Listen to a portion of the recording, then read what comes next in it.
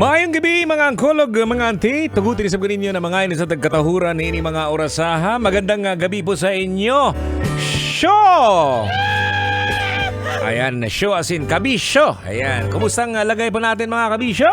At hello din, kumusta din sa ating mga angkolog, mga auntie na sa ngayon, no, nakatutoy sa ating programa. At ang ating programa po ay Totoy na Love. Ngayon po ay araw ng Biyernes. Akala ko nga Sabado ngayon eh. Biyernes pala ngayon. Bispiras ba ng Chinese New Year? Yawards! Tama, no? Walang pasok ngayon. Kaya karamihan po ngayon, it's either nasa loob ng bahay, nasa loob ng kwarto kapag kulang-kulang sa pera. Pero pag may pera, may sobra. Nagbakasyon siguro ngayon, di ba? Ayan po mga kabisyo, sa gabing ito, ayan, masarap pa rin sa ating tenga na pag-usapan po natin ang mga dati, di ba? Yawards, mga dati ba? Nung araw, kami noon, naalala ko lang dati, pag gumaganon daw, isa ka ng certified uncle. Yawards! Ayan, at siyempre, eto alam na po natin yan na nung bata pa po tayo, kahit sabihin na natin na medyo mura yung mga bilihin dati, no? Mura, magkano lang yung pagkain, yung rice, yan, yung ulam. Pero bakit kaya mahirap maghanap po ng pera dati, no? Pero alam mo mga ang angkol o mga auntie, no, talaga namang mahirap kasi kwento to ng aking papa, no? Kasi yung kapatid po nila, yung bunsong kapatid, nakalunok po ng uskadako.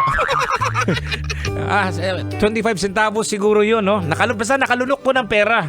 Magkano na dati nung yung pagkain, no? Yung bigas, magkano ang kilo ng bigas po mga kabisyo. So siyempre, nakalunok po siya ng coin. Pwede na yung pambili ng bigas. So ang ginawa ng magkakapatid, inaabangan nila ang kanilang bunsong kapatid. Saan nila inaabangan? Doon sa CR. Hindi nila pinababawas doon sa toilet, kundi doon sa dahon ng saging. At ayun, nakita nila ang naturang sinsilyo. Ganun kahirap po mga kabisyo ang paghanap ng pera. Ayan, swerte lang yung mga panahon ngayon, no? Yung mga pamangkin po natin ngayon, no? Kung anong gustong bilhin, anong gustong i-request kanilang mga magulang, agad-agad, nandyan agad. Yawards! Kami dati, pag ano yung nasa hapagkainan na ulam, ay talaga namang matik yun. Pag ayaw mo kumain, ay magpa-fasting ka na. Punta ka po sa aking fan page po, sa Totoy Bato Official. At ang nakalagay po doon, eto pag-usapan po natin nung nasa elementary ka pa, magkano ang baon mo at anong nabibili nito? Yan po ang ating pag-uusapan dito, no? Hanggang 12 midnight, ang ating programa po mga kabisyo, Totoy na Love.